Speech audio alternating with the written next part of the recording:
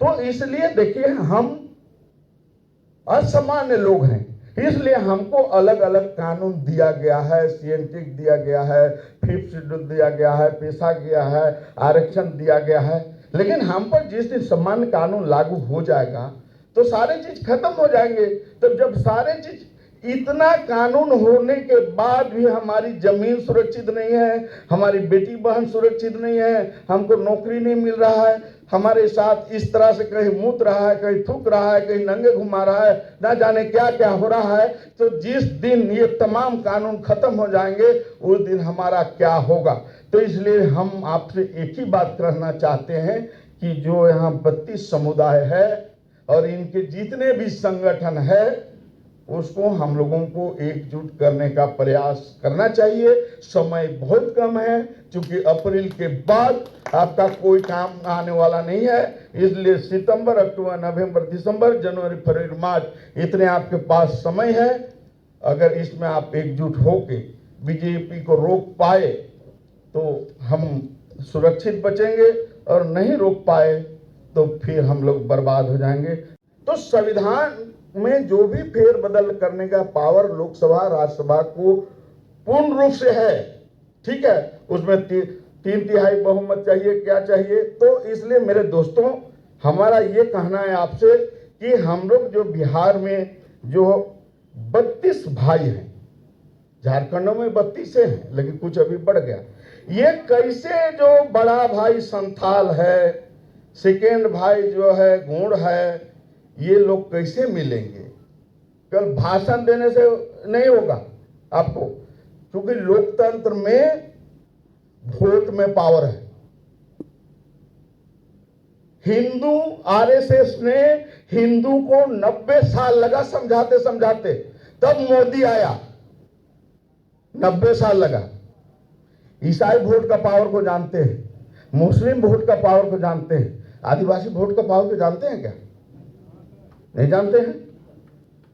तो वोट का पावर को नहीं जानेंगे तो लोकतंत्र में मारे जाएंगे, दूसरा कोई रास्ता नहीं है।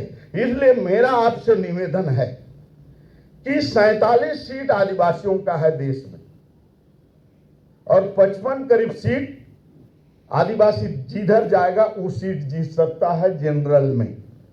करीब 100 सीट है देश में जिसको आदिवासी को किसी भी कीमत पर बीजेपी को रोकना पड़ेगा, तभी आदिवासी बचेगा। नहीं तो 2024 के बाद तो आप समझ लीजिए कि क्या क्या होने वाला है।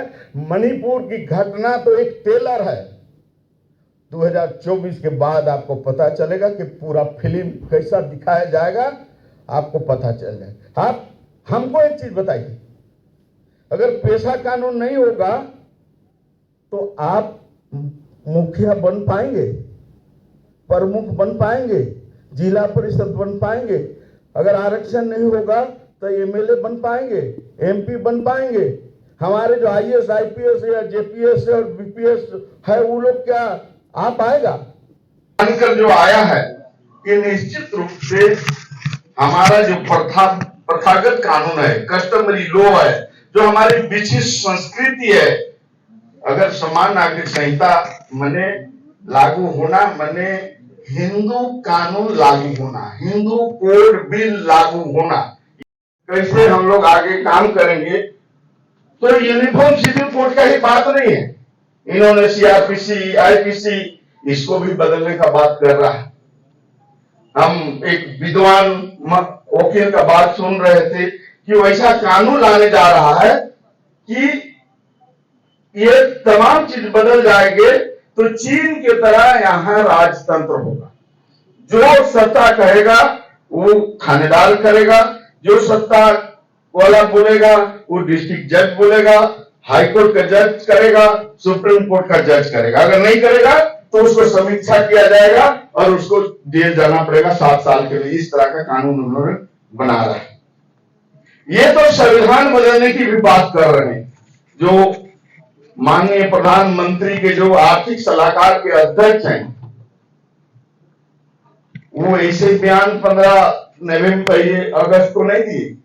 जरूर उसका प्रधानमंत्री और आपको आरएसएस का हेड का जरूर होगा कि ये अब ये जो संविधान है ये कोई काम का नहीं है, इसे हमको नया संविधान लिखना चाहिए, बनाना चाहिए, ये बात लोग बोल रहे हैं। तो एक तरह से हम, आप समझ जाइए कि इनकी मानसिकता क्या है। हमको मानसिकता को समझने की जरूरत है। जैसे अभी मध्य प्रदेश के साथी आए हैं, वहां आदिवासी पर मुंह दिया, कहीं पर थूक दिया। मणिपुर में आप देख रहे हैं हमारी बेटी साहब, उनको जो है आपको क्या कहते हैं, राम जन्मभूमि में पूजन में नहीं बुलाया गया।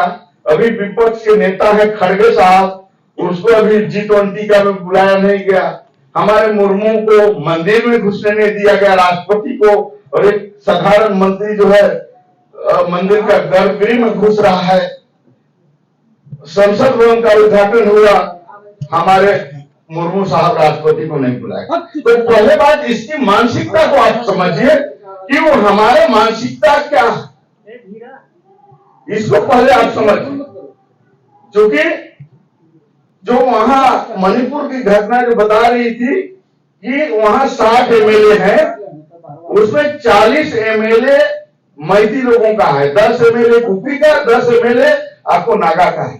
तो लोकतंत्र में बहुमत का सरकार चलती है, वहां 30-31 एमएलए भी चाहिए। तो वो लोग जैसा चाह रहा है, आज प्रशासन बीट मुक्ति के खिलाफ में उसका मुख्यमंत्री है, पूरा प्रशासन है, वो लोग जाए तो कहां जाए, ये स्थिति है।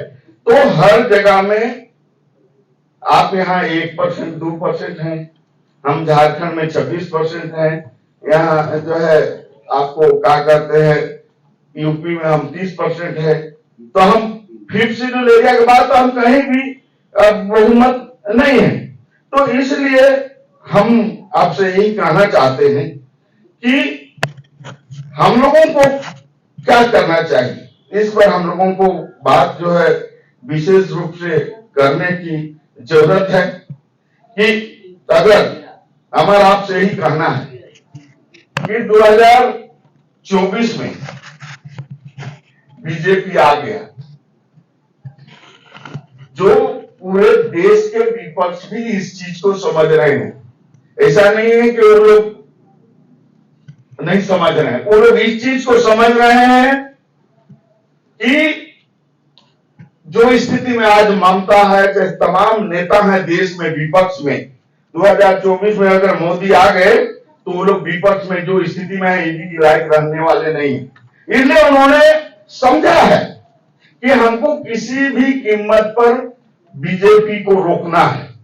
तो हम भी आदिवासी समुदाय से हम लोग जो है, हम लोग चाह रहे हैं कि 2024 में हम लोग को भी बीजेपी को मोदी के रोकने का प्रयास करना चाहिए। ये हमारा, हम लोग इस प्रस्ताव को लेके हम लोग जा रहे हैं कि ताली बजाने की जरूरत नहीं, ये समझने की जरूरत है। हम लोग को ये चीज करने की जरूरत है कि अगर हम लोग इस चीज को नहीं समझे, पूरे आदिवासी समुदाय, और हम लोग को तो समझ आता नहीं वोट बांट का, और हम लोग निश्चित रूप से अपने पैरों में हम लोग कुल्हाड़ी मारेंगे। इसलिए हमें आपसे यही कहना है कि पूरे देश में करीब करीब 750 हम लोग शेड्यूल में हम लोग हैं और 200-300 बाहर हैं। हम लोग कैसे एकजुट होंगे? जैसे बिहार में 2011 की जनसंख्या के अनुसार 13,36,573 जनसंख्या है। इसमें 1 नंबर में संथाल है। सेकेंड भाई जो है गुण है, ये लोग कैसे मिलेंगे?